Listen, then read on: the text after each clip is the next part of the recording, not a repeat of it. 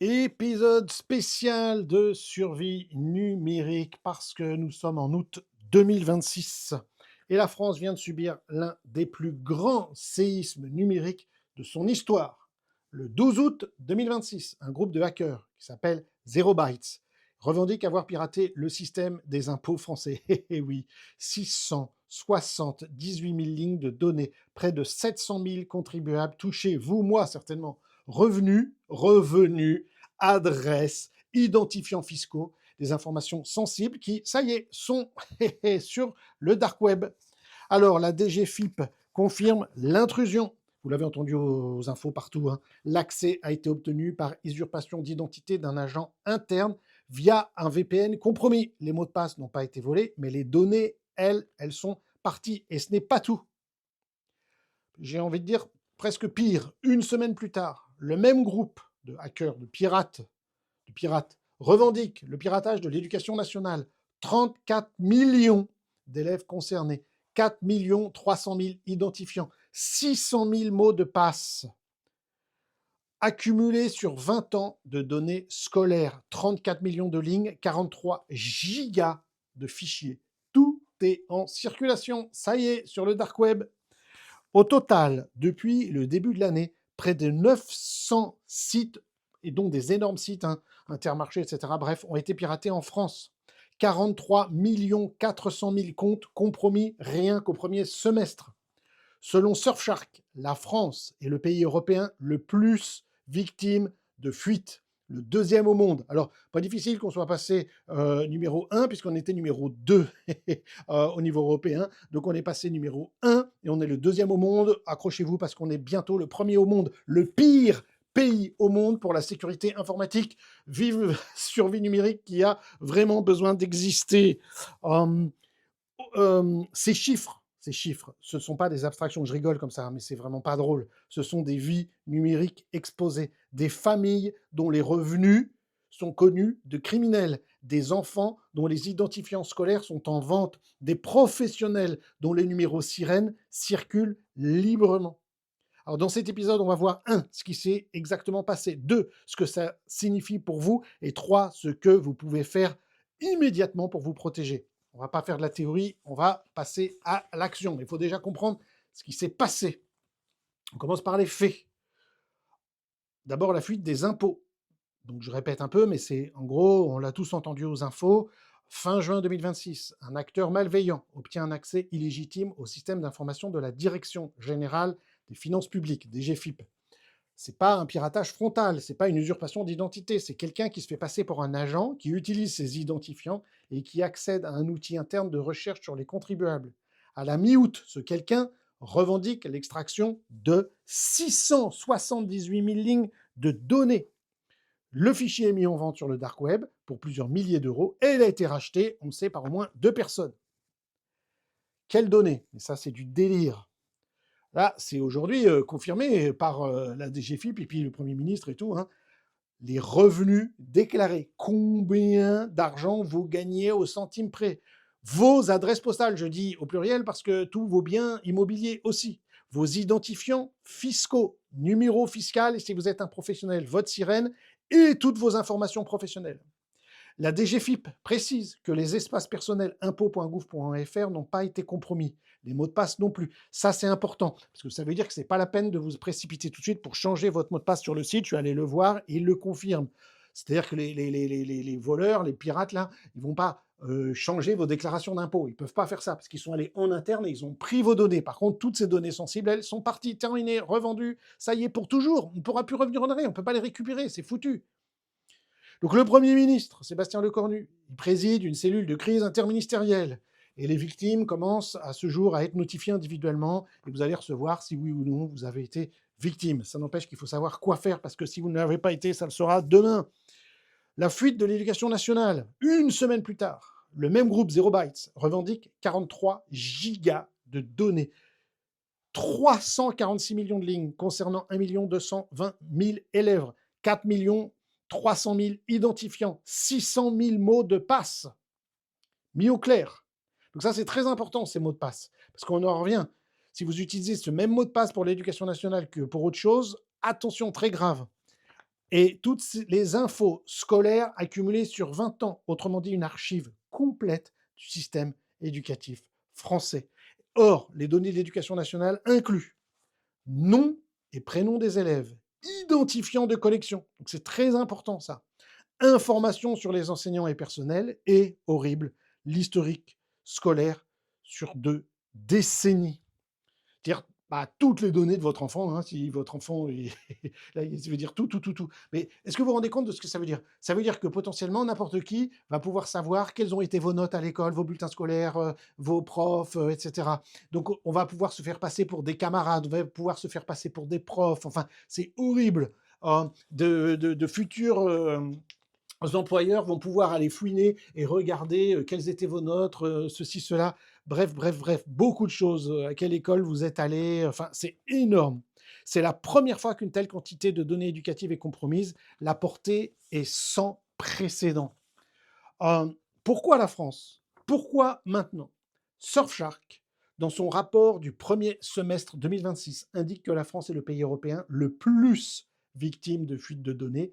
43 400 000 comptes compromis. Et Zero Byte, ce n'est pas les seuls pirates qui existent, hein. D'autres groupes revendiquent des attaques simultanées. Depuis le début de l'année 2026, ça n'arrête pas. Intermarché, Fédération française d'handball, enfin plein, plein, il y a des trucs tous les jours, tous les jours. C'est énorme.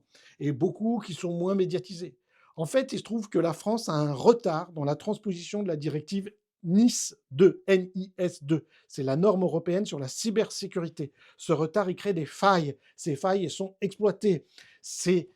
Écoutez, on n'entend nulle part ce qu'il faut faire. Ah oui, changez vos mots de passe, le réutilisez pas. On n'enseigne pas correctement ça aux gens, ni dans les entreprises, ni dans les banques. J'ai discuté avec mon banquier, c'est une catastrophe. Ni chez les médecins, ce qui se passe aujourd'hui au niveau du monde médical, c'est une catastrophe. Au niveau des données de santé, des hôpitaux, rien n'est fait nulle part. Dans l'administration, nulle part. Ces gens devraient lire mon bouquin qui sort en octobre 2026. Et suivez ma formation pour éviter ça. C'est une catastrophe. On n'enseigne pas, les journalistes, ils répètent toujours les mêmes choses, ils ne sont pas formés eux-mêmes, parce que la plupart des journalistes qu'on voit ne sont pas des journalistes, sont des présentateurs. Présentateurs, ils ne savent pas. Le véritable journaliste qui va sur le terrain, il sait comment faire pour se protéger, protéger ses sources, etc. Mais la plupart des journalistes, aussi bienveillants qu'ils soient, ils ne sont pas formés, ils ne savent pas. Offrez-leur mon bouquin qui sort en octobre chez Ressources Primaires. J'en profite pour faire ma pub, parce que c'est pour ça que j'ai écrit ce bouquin. C'est pas acceptable ce qui se passe aujourd'hui, parce que c'est pas compliqué. Le point crucial, c'est que ce ne sont pas des attaques théoriques, ce sont des attaques réelles, en temps réel, avec des victimes réelles. Et les données, une fois sorties, elles rentrent plus, on peut plus, c'est trop tard, elles sont parties. Là, c'est trop tard. Donc, qu'est-ce que ça signifie? C'est ça qui compte, c'est de savoir qu'est-ce que ça change pour vous. Si vous êtes concerné par la fuite des impôts, soit parce que votre nom apparaît dans les données, soit parce que vous avez reçu une notification officielle, vous avez 3 risques immédiats. 1, le phishing ciblé. Phishing, c'est P-H-I, c'est de l'anglais. Phishing, ça veut dire hameçonnage, c'est hameçonnage. Vous risquez d'être hameçonné.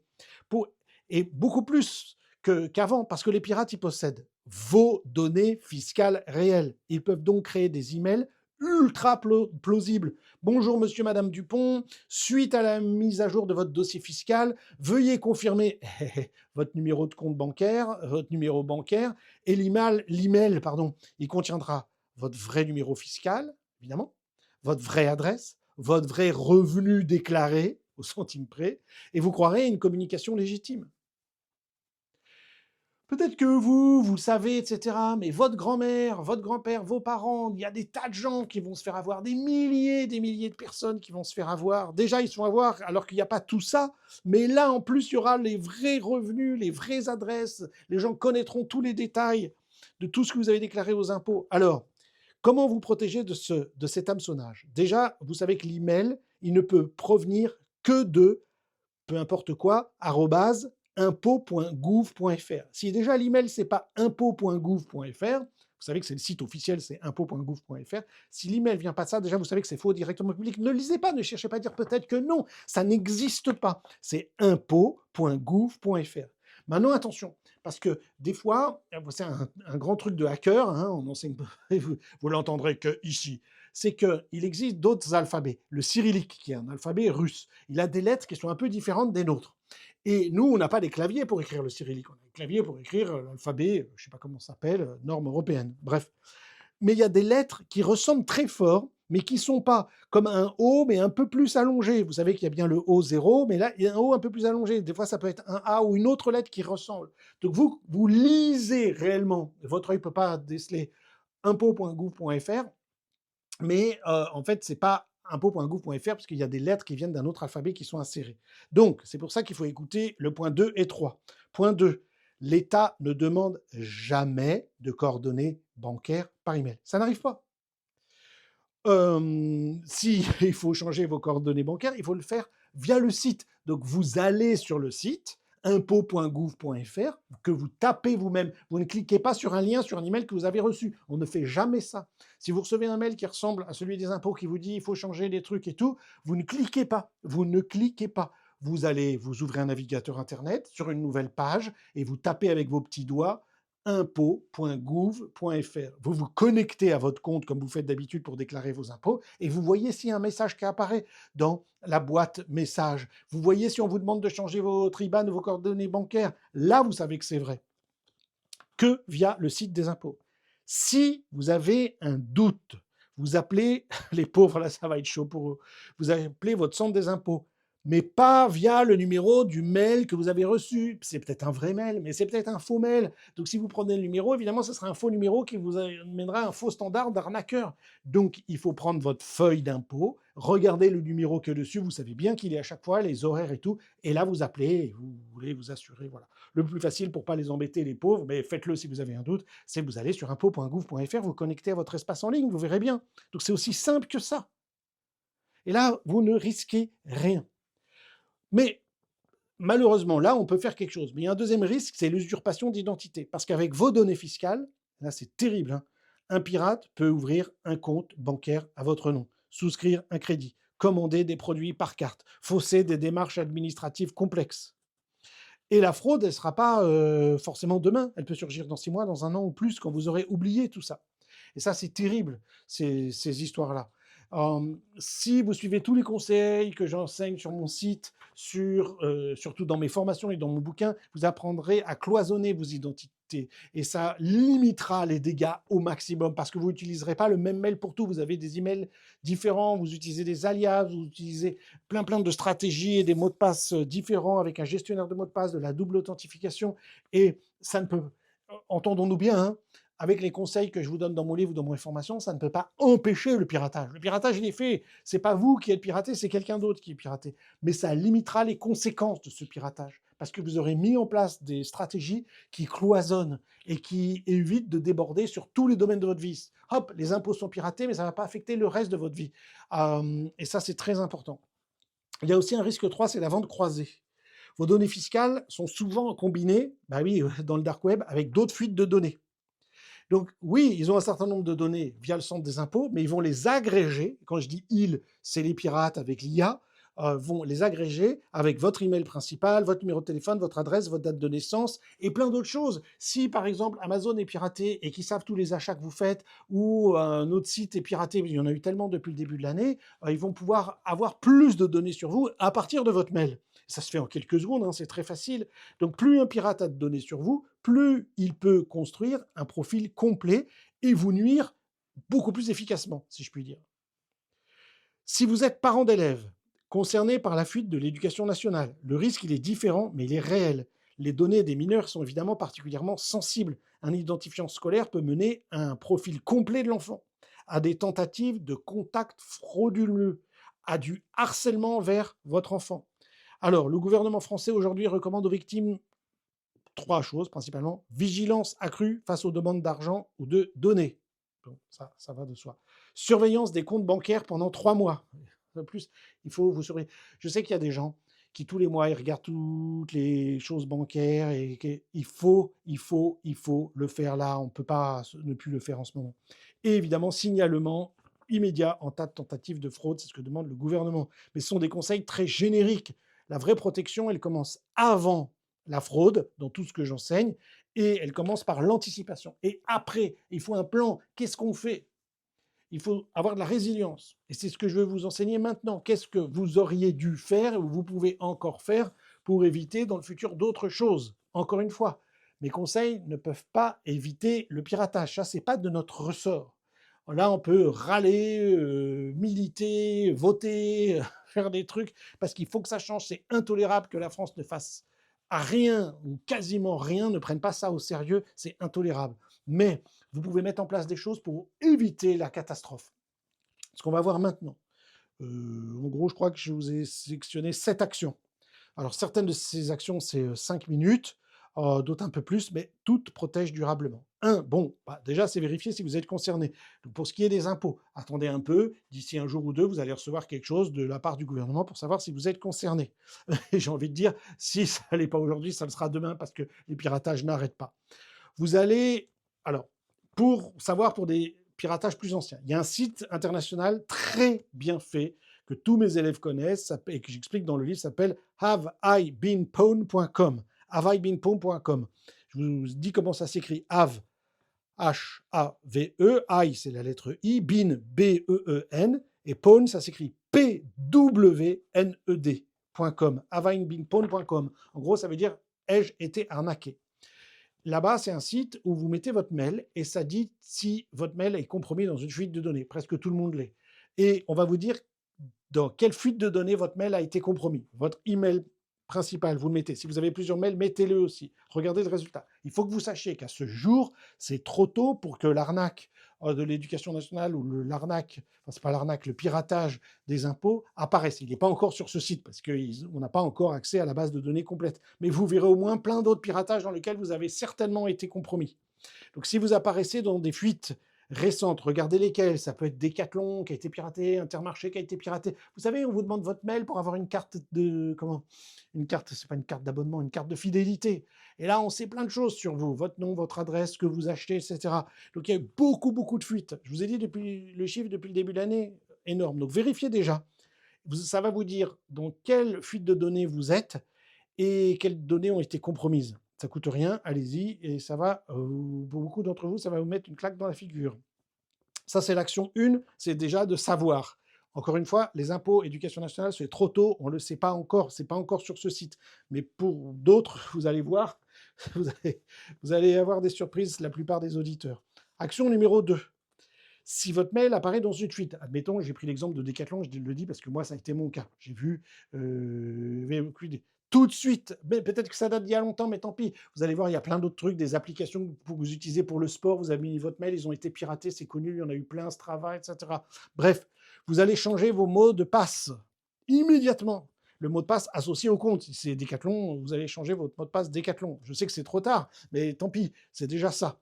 Maintenant, sachez que si vous avez utilisé le même mot de passe ailleurs, c'est une catastrophe parce que vous avez le même mail. Qu'est-ce qu'ils font? Ils utilisent ce qu'on appelle le bourrage d'identifiant. C'est credential stuffing, ça s'appelle. Ça veut dire qu'ils reprennent le mail et maintenant ils ont votre mot de passe et ils le testent sur plein de sites, sur Amazon par exemple, sur plein de sites. Et si vous utilisez le même mail avec un même mot de passe pour 2 sites différents, c'est une catastrophe parce que du coup ils vont accéder à tout le reste. Donc c'est pourquoi on vous dit qu'il faut un mot de passe différent pour chaque site. Mais on ne peut pas mémoriser un mot de passe différent pour chaque site. Il faut donc un gestionnaire de mots de passe. J'explique dans le bouquin, j'explique sur mon site comment le faire gratuitement. J'explique, j'ai une formation, si vous achetez mon bouquin qui coûte 29 €, vous avez une formation gratuite qui explique tout ça. Et puis il y a ma formation payante qui explique, qui va beaucoup plus loin. Donc changez vos mots de passe tout de suite. La réutilisation de mots de passe est la cause numéro 1 des arnaques, comment on pourrait dire, en cascade, de compromission en cascade. Un site compromis veut dire tout site compromis si vous utilisez le même mot de passe. Ils ont des logiciels. Ils ont un logiciel avec tous les sites, genre Amazon, machin et tout. Donc dès qu'il y a eu un piratage quelque part, qu'est-ce qu'ils font les pirates? Ils prennent la base de données qu'ils achètent sur le dark web et ils testent dans leur logiciel votre mail et le mot de passe qui a été trouvé sur plein de sites. Et là, en quelques secondes, ils savent tout. Et ils prennent toutes les données, plein de données que vous avez sur ces différents sites. Action numéro 3, si vous ne savez pas ce que c'est, il faut activer, il faut apprendre ce que c'est. Dans mes formations, dans mon bouquin, et même gratuitement, j'explique sur mon site, l'authentification à 2 facteurs. Ça, c'est hyper important. Ça doit être obligatoire pour votre compte mail, pour votre banque, pour vos impôts, pour vos réseaux sociaux. Vous devez avoir une double authentification. Vous savez, c'est ce petit code que vous recevez sur votre téléphone et qu'il faut rentrer. Ce code à 6 chiffres, il faut l'activer. Mon application favorite s'appelle Enthauth, E-N-T-E-A-U-T-H. Vous téléchargez tout de suite sur votre téléphone Enthauth et vous ne faites pas ça par SMS, vous utilisez l'application, donc Enthauth. Et sur mon site, dans mes formations, dans mon bouquin, j'explique comment utiliser ça. Parce que, tenez-vous bien, mais cette double authentification s'appelle A2F. Alors souvent, vous le verrez en anglais, 2FA, 2FA, parce que c'est Two Factor Authentification en anglais. Mais en français, en bon français, c'est A2F, authentification à deux facteurs. Ça bloque 99%, même plus, des attaques automatisées. D'ailleurs, Microsoft en a fait la preuve, c'est le geste le plus efficace rapporté en temps investi. C'est ce qu'il y a de plus efficace. Parce qu'il faut que j'ai votre mot de passe et votre téléphone, accès à votre téléphone. Donc vous comprenez que les pirates, ils vont pirater vos mots de passe, mais ils ne peuvent pas avoir en même temps votre téléphone. Donc ça, c'est le truc à faire, la double authentification. Action 4. Alors, c'est le RGPD. Il existe en Europe le RGPD, Règlement général sur la protection des données. Donc, si vous êtes victime de la fuite des impôts, alors vous pouvez demander confirmation des données récupérées et leur suppression future. C'est-à-dire que les impôts sont obligés de vous dire quelles données ont été usurpées en quelque sorte. Dans mon bouquin, je donne des lettres, des modèles de lettres prêtes à envoyer. Pas besoin d'avocat, un petit timbre, une enveloppe, et c'est fait. Le RGPD, ça vous donne le droit d'accès à vos données, c'est l'article 15, le droit de rectification de vos données, c'est l'article 16, et le droit le plus important d'oubli de vos données, c'est l'article 17. Utilisez ça, exercez votre droit et RGPD. Évidemment, vous ne pouvez pas demander aux infos d'effacer toutes vos données, parce que là, ils sont obligés de les garder pendant 10 ans, ou je ne sais pas combien de temps c'est, les impôts, sans doute toute votre vie. Mais ces données peuvent être utilisées ailleurs. Bref, le RGPD, c'est très important de connaître ses droits et de les exercer sur plein d'autres sites sur lesquels vous avez fait des choses. Supprimez tous vos comptes que vous n'utilisez plus. Et je suis sûr qu'il y a des tonnes de comptes que vous avez encore. Vous avez acheté des trucs une fois, vous avez commandé des trucs une fois, vous êtes inscrit à un forum ou je sais pas quoi, à un compte que vous n'utilisez plus. Supprimez-les, supprimez-les, supprimez d'abord vos données sur ce compte. C'est obligatoire. Voilà. Pour info, Doctolib, bref, je ne vais pas parler de Doctolib parce que c'est une catastrophe, c'est un épisode entier qu'il faut là-dessus. Action numéro 5, se méfier de l'hameçonnage, du phishing, vous vous rappelez, post-fuite. Et ça, c'est permanent parce que les problèmes ne vont pas se passer aujourd'hui. Ils vont se passer dans 6 mois, dans 1 an, dans 2 ans, quand vous aurez oublié ça, vous l'aurez plus en tête, mais ils ont toutes vos données, ils vont essayer de vous hameçonner. Vous allez recevoir évidemment une notification officielle là prochainement, mais vous allez aussi recevoir des arnaques de personnes qui prétendent être les impôts. Donc je répète ce que j'ai déjà dit. L'État ne demande jamais d'argent par email ou par SMS. Ils ne font pas des demandes par email ou par SMS. L'État ne demande jamais de coordonnées bancaires par email. En cas de doute, vous appelez le service concerné via le numéro officiel que vous trouvez sur votre feuille d'impôt ou tout simplement vous vous connectez à votre espace sur impôt.gouv.fr. Ça, c'est une chose. Maintenant, je vais vous donner d'autres actions. J'en profite pour vous faire de l'hygiène numérique. Hein.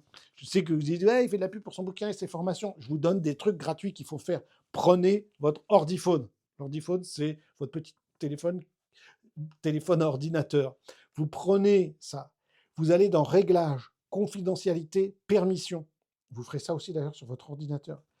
Vous avez plein d'applications. Ah bah oui, désolé, peut-être vous avez 50 applications installées sur votre téléphone, c'est beaucoup trop. Mais bref, vous regardez dans confidentialité, permission.